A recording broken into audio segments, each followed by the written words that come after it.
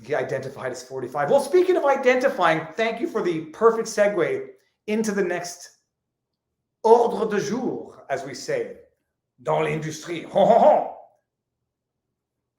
Let me go to this. I got into an interesting one with someone who I don't know who the person is on the Twitterverse, but we're going to get into that in a second. Let's go back to the drama, the controversy of the week. Rubin, suspended from Twitter, but he's back. I'm saying this tongue-in-cheek, and I'm not making fun of Rubin's decision whatsoever. His welcome back to a tweet is the satire of I like Big Brother, I love Big Brother. This is how you do it. When you come back and you want to, in a way, you're sort of bending to the rules, but you are, when you bend to the rules, highlighting the absolute absurdity of the rules.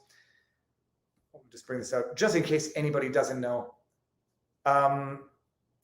Rubin was suspended from Twitter for sharing a screen grab of Jordan Peterson's tweet about Page.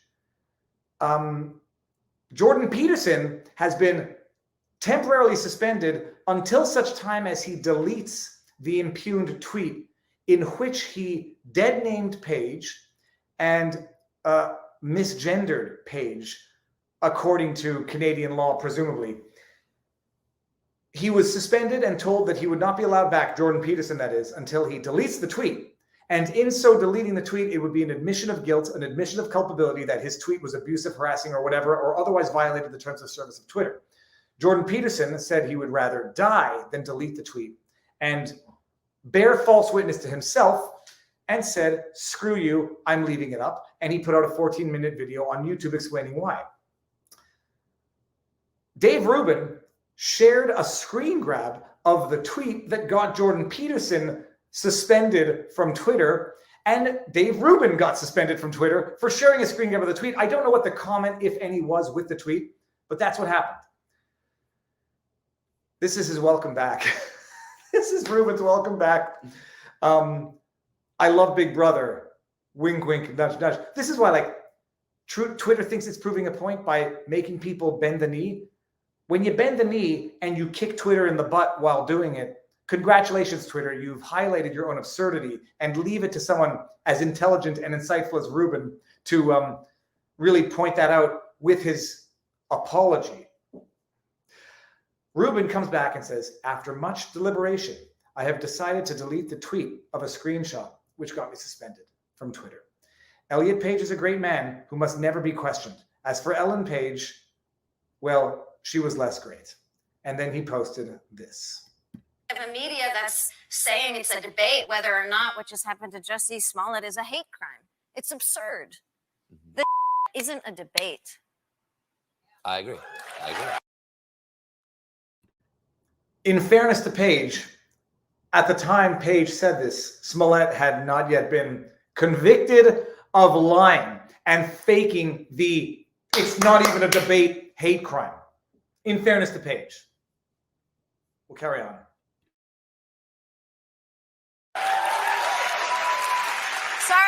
Not at all. I'm like really fired up tonight, but this is how you have to be fired up. It feels impossible to not feel this way right now with the yeah. president and the vice president, Mike Pence, who like wishes I couldn't be married. Let's just be clear. The vice president of America wishes I didn't have the love with my wife. He wanted to ban that in Indiana. He believes in conversion therapy. He has hurt LGBTQ people so badly as the government of India. I'm not saying this to be glib. This actually raises so many questions. Conversion therapy, bad. Gender transition therapy, good. It raises so many questions that, I mean, not even logical, logistical debate questions. Conversion therapy, bad, according to Page. Gender transition therapy, good.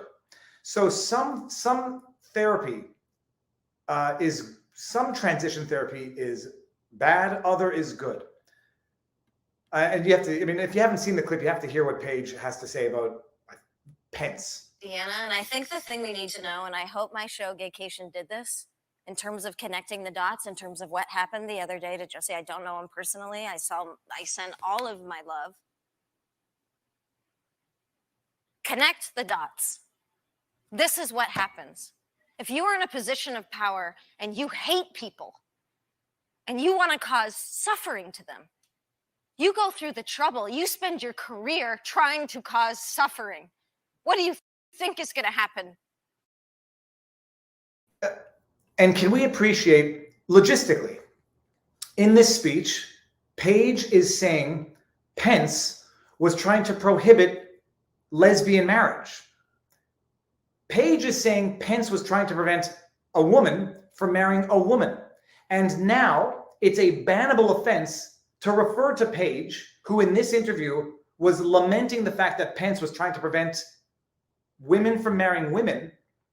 Now you get suspended for referring to Page as a her or a woman. You can't make sense of it because it doesn't make sense. When she gave this interview, she was lamenting that Pence was trying to prevent women, her, from marrying her lover, a woman. I don't think Pence was trying to do that because, in my view, that's immoral nonetheless. But that's what Page was arguing at the time, as a woman. And now it's a bannable offense to refer to the Page who was fighting for lesbian rights as a woman, as a woman. Right? It's Kids are going to be abused and they're going to kill themselves. And people are going to be beaten on the street.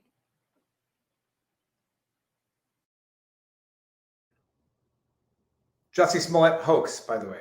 She's referring to Jussie Smollett, the hoax. There's so much of this hate crime that the quintessential example that had to be used was a hoax. I have traveled the world and I have met the most marginalized people you can meet. I am lucky to have this time and the privilege to say this.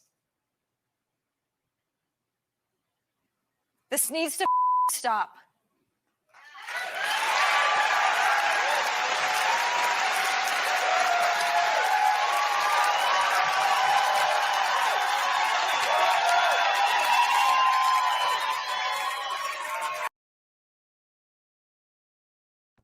Bear in mind that entire speech, this needs to effing stop, predicated on a hate crime of Jussie Smollett that never occurred.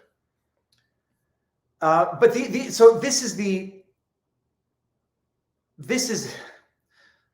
I read a chat. This is the absolute insanity that arises when words have no meaning and censorship is the way of controlling the argument. Page was as a woman fighting for lesbian rights on the purported basis that Pence was somehow trying to prevent women, gay marriage. Other than the semantic debate about some people thinking marriage is between a man and a woman, so don't call it marriage, call it civil union. In Quebec, it's called civil union. Personally, I don't care to maintain gender or sex, I should say, in the definition of marriage. But if that's going to be the debate, call one marriage, call one civil union, give them the equal rights that they deserve. But now, if you call Page a woman on Twitter, it's a bannable offense. Try to make sense of that which cannot be made sense of. And as I'm jogging in the sweltering heat, I have some like decent thoughts, decent revelations. This idea, one of my thoughts was that there's an irony to all of this, that people, they're not all, I'm not going to generalize, but there's a substantial, meaningful portion of people who are carrying on this debate right now that you need to refer to someone in the manner that they identify themselves. So you doesn't matter, biology doesn't matter, chromosomes don't matter. You are censorship-wise, morally wise, cancellation wise, you are required to identify someone in the way that they identify themselves, failing which you have committed the most cardinal sin. Many people who promote that point of view are the very same people who refuse to refer to Donald Trump as president, when he was in fact the actual president of the United States of America. They referred to him as 45, Trump, Donald Trump, but never, they said, we will not refer to him as president. They were doing it because in their minds, to deny reality, to deny that is to show disrespect. It's to show disrespect to Trump, to say, even though you are the president, we're not going to call you the president. We're going to call you whatever else we want, but we're not going to call you the president because we're not going to dignify you with that. And that's how we're going to show disrespect to you. So when someone else looks at them and says, look, this is the way I see reality because it is biological reality, and I'm going to call you something that you don't want to be called yourself, well, they then view that as an act of disrespect, where the other person just says, I consider that to be an act of reality. That's one nuance to this discussion, which I find ironic, paradoxical. The people saying you must refer to someone based on how they identify, a great many of them were refusing to refer to Donald Trump as the actual president when he was the actual president. Setting aside irony, setting aside inconsistencies in the discussion, the idea of compelling someone to refer to another person as the gender by which they identify themselves. It's an interesting thing because I was actually thinking about it. In one-on-one, if someone says, say a transgender person says to me, refer to me as Elliott and not Ellen. Some of you may not like this. I have no problem calling someone by the name that they would like to be called by. It's not even a question of being courteous. It's not. I'm not there to start fights, and I would probably pacify someone even if I disagreed with them. A name is relatively arbitrary. A name can be changed. When I was a kid, I wanted to be called Steve. So calling me Steve versus Dave is just as arbitrary as calling me Barbara, which is my mother's name, versus calling me Dave. Call me Jennifer. Call me anything. The gender side of names is arbitrary. You know, someone wants to be called whatever, a name. That's how you just facilitate identification.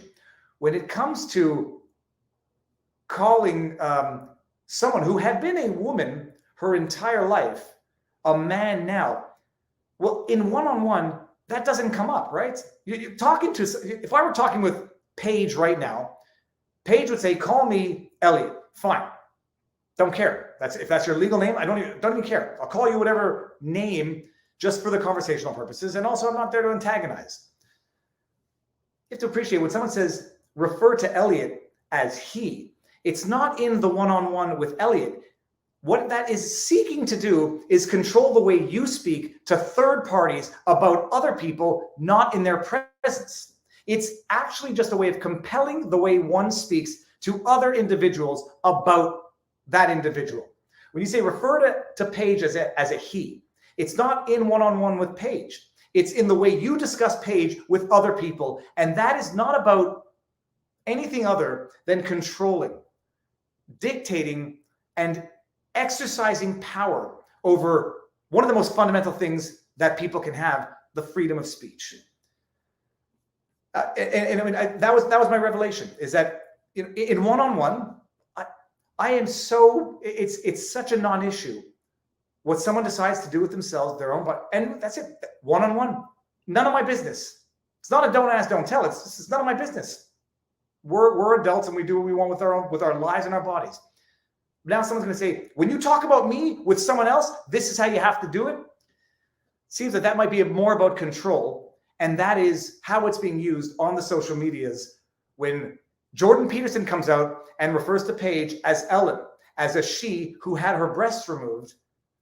Immediate ban from Twitter because dead naming and misgendering, when, as Jordan Peterson explained, it becomes virtually impossible and, more importantly, absolutely illogical to have the discussion when you're talking about a biological female who decided to have a mastectomy at the age of 33 for cosmetic, gender reaffirming purposes.